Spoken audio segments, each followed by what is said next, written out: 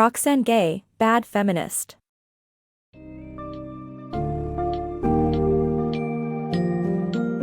Embark on an insightful journey with Roxane Gay's book Bad Feminist, which seeks to explore the complexities and contradictions of modern feminism.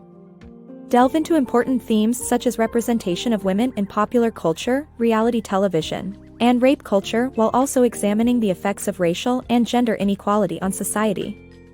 Gay's work emphasizes the importance of acknowledging multiple perspectives within the feminist movement, recognizing that the traditional model of feminism does not capture the diverse experiences and needs of all. As a self-proclaimed bad feminist, Gay invites readers to question their own assumptions and strive for a more inclusive and comprehensive understanding of what it means to be a feminist today.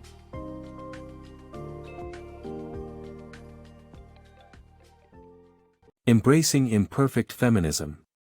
The concept of feminism is far from simple, and its definition often varies depending on who you ask. Historically, the movement has primarily focused on the rights of white, cisgender, heterosexual women, unintentionally excluding black, transgender, and queer women. While essential feminism, the mainstream understanding of feminism, has specific expectations, it is important to embrace one's individuality and realize that the mere act of advocating for gender equality makes a person an important participant in the feminist dialogue. Nobody is perfect, and as human beings, we are bound to make mistakes. The same holds true for feminists, such as author Roxane Gay. Identifying as a feminist comes with immense pressure to adhere to the expectations associated with the label. However, feminism is a multifaceted movement, and its traditional focus on the rights and liberties of white, cisgender, heterosexual women has inadvertently disappointed and excluded many.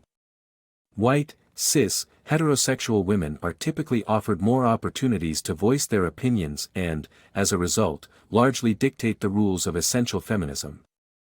This form of feminism creates a rigid club that many feel excluded from, especially those belonging to minority and oppressed groups, such as women of color and the LGBTQIA+ community.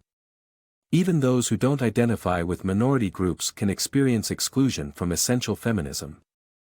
Many women feel alienated simply because they disagree with or don't entirely align with the rules and expectations of essential feminists, which may include opposing pornography and condemning the objectification of women in all situations.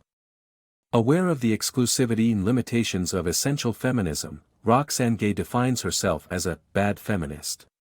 Passionate about achieving gender equality for all women and men, Gay has come to terms with her imperfect application of feminism. She acknowledges that while she cannot please everyone, her version of feminism is crucial to the broader conversation around gender equality. Gay's experience is relatable to countless others who have found themselves hesitant to embrace the feminist label because of its association with essential feminism. However, by accepting the imperfections and contradictions of one's understanding of the movement, feminists can pave the way for a more inclusive and diverse conversation on gender equality. After all, being a bad feminist is far better than not being a feminist at all. Warped reality, stereotyping women. Despite the term reality television, the depiction of women's lives on these shows is often a distorted representation of true reality. Stereotypes such as desperation for love and marriage, weight obsession, and inherent jealousy are regularly portrayed on reality television, reinforcing the idea that women can only fit into pigeonholed stereotypes. From dating game shows like Rock of Love and Flavor of Love, women are often shown in warlike competitions for male approval and reduced to two-dimensional caricatures. This enables audiences to view them through a critical and mocking lens, and normalizes the behaviors that limit women's progress. These exaggerated portrayals do not just end with entertainment, but expand into the makeover genre where women's bodies are enhanced, altered, or sculpted, further dehumanizing and disregarding their inner experience. Reality television sells the illusion of a genuine representation of life when, in reality, it distorts moral and social values. This is especially true in the portrayal of women, who are frequently reduced to stereotypes that perpetuate harmful gender norms. Rather than showcasing the multifaceted nature of women, reality TV programming exploits cliched assumptions about their desperation for love, weight issues, and lack of camaraderie with other women. A prime example of this phenomenon can be found in dating game shows like Rock of Love and Flavor of Love, where women are pitted against each other as adversaries vying for a man's attention. The man, uncertain of his feelings, spews vacuous platitudes about love while simultaneously making light of the contestant's struggles. This attitude is best exemplified in Flavor of Love, as Flavor Flav, the male lead, demonstrates his own apathy towards the women by assigning them names instead of bothering to learn their real ones. Such trivializing and objectification of female contestants incite viewers to criticize and deride them. These artificially manipulated scenarios coax contestants into becoming the worst possible versions of themselves, creating a spectacle that gratifies the audience by allowing them to feel superior. However, the omnipresence of these dramatized characters on television dangerously normalizes behaviors that hinder women from progressing towards gender equality.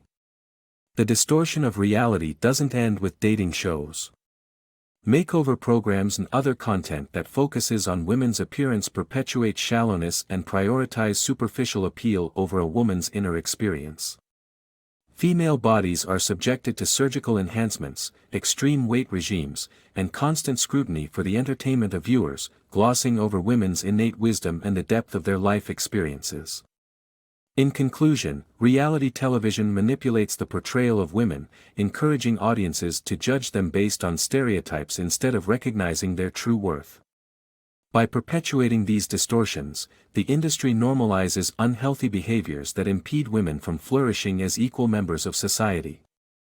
Media's distortion of rape. Rape, a traumatic and devastating crime, has become an overused dramatic device in television shows, desensitizing audiences to its severity.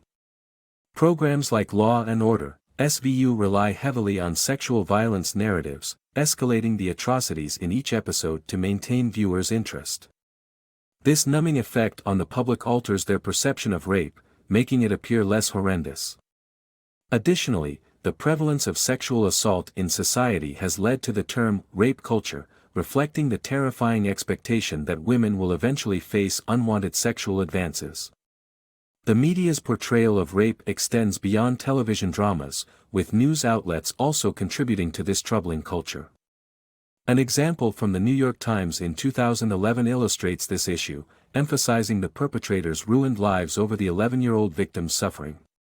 Politicians have similarly fostered misconceptions about rape, with former Congressman Todd Akin coining the term legitimate rape in a misguided attempt to discuss abortion rights. This phrase perpetuates the dangerous idea that some forms of rape are more valid than others. To combat the normalization and misinformation surrounding rape, society must demand a change in the way this heinous act is depicted in entertainment and news media alike. Only by recognizing and addressing the harmful consequences of our current media narratives can we hope to put an end to the perpetuation of rape culture. Unmasking cinematic stereotypes. The 2011 movie, The Help, set in the 1960s segregated Mississippi, revolves around the lives of African American maids working for white families. While it captivated audiences and received critical acclaim, the movie failed to promote racial equality. Instead, it exploited cliched stereotypes, like the magical Negro and the white savior narrative, which hinder true progress toward racial equality. The Help showcases the magical Negro trope in characters such as Abilene, Minnie, and other black maids. These characters possess strength, wisdom, and unique talents, but primarily serve to support and educate the white characters rather than helping themselves. This stereotype often appeals to white audiences, as it projects a favorable portrayal of black people. However, it fails to present them as fully developed characters, instead relegating them to catalysts for the white protagonist's journey. Furthermore, the movie relies heavily on the white savior narrative, in which the black characters are dependent on benevolent white individuals to overcome their problems. This narrative paints black characters as grateful and fortuitous, as exemplified by a scene where Abilene, a black maid, hangs a picture of John F. Kennedy next to an image of her son and white Jesus, instead of any black civil rights activists. This trope perpetuates the idea that black people need the assistance of white saviors to make progress. Apart from these stereotypes, The Help also features other racial generalizations, like when Minnie, a maid, says that frying chicken makes her feel better about life. It's alarming that such caricaturing went unnoticed in a 21st century film and its source material. Ultimately, movies like The Help contribute to promoting superficial characterizations of black individuals, reinforcing damaging notions that real black people are nothing more than the stereotypes portrayed on screen. By exploiting civil rights struggles for entertainment purposes, these narratives do more harm than good in the quest for racial equality. Double standards in society's lens. Mass shootings in the United States take more lives than radicalized terrorism, yet attacks by white men are not considered acts of terror. Society tends to find justifications for humanizing white culprits while demonizing innocent black victims. Comparing the sympathetic coverage of Boston Marathon bomber Dzhokhar Tsarnaev with the vilification of Trayvon Martin exemplifies this disparity. Additionally, gender inequality persists in America, with women's reproductive rights remaining under legislative threat, predominantly from white male politicians. Recognizing these inequalities is crucial to rectify the ongoing societal imbalances. In the United States, the number of lives claimed by random mass shootings surpasses that of radicalized terrorist attacks. Despite this, acts of violence perpetrated by white men are rarely categorized as terrorism. Society's inclination to humanize white offenders while vilifying innocent black victims is a glaring issue. This double standard can be observed through the contrasting media portrayals of Dzhokhar Tsarnaev and Trayvon Martin. Rolling Stone magazine's coverage of Tsarnaev, one of the Boston Marathon bombers, presented a sympathetic image. By portraying him as a regular boy who merely took a wrong turn, people found empathy for the young white terrorist. In stark contrast, Trayvon Martin, an unarmed black teenager senselessly killed by George Zimmerman, received unsympathetic media coverage. Zimmerman was later acquitted of all charges, further exacerbating the discrimination Martin faced. This disparity extends beyond race to gender inequality in America. Women's reproductive rights are still treated as legislative matters controlled predominantly by white male politicians. The right to access birth control or an abortion remains threatened, and women are not viewed as equals to men. Addressing these imbalances is the first step toward a more equitable society. By identifying these disparities, we can actively work toward rectifying the injustices present in society. Through advocating for her queer, black, bad feminism, Gay aims to challenge the notion of inequality and ultimately change societal perceptions.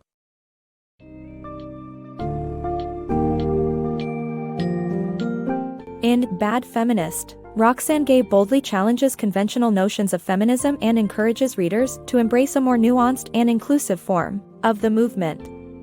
By questioning the roles of women in popular culture, reality television, and media representation, and by examining the devastating impacts of rape culture and racial and gender inequality, Gay pushes us to confront our own complicity in perpetuating harmful stereotypes and systems. At its core, this book serves as a powerful reminder that the fight for gender equality is far from over, and that we all must continue to engage in the conversation with open minds and hearts. Let Roxane Gay's thought-provoking insights inspire you on your own journey as a bad feminist, in pursuit of a more equitable world.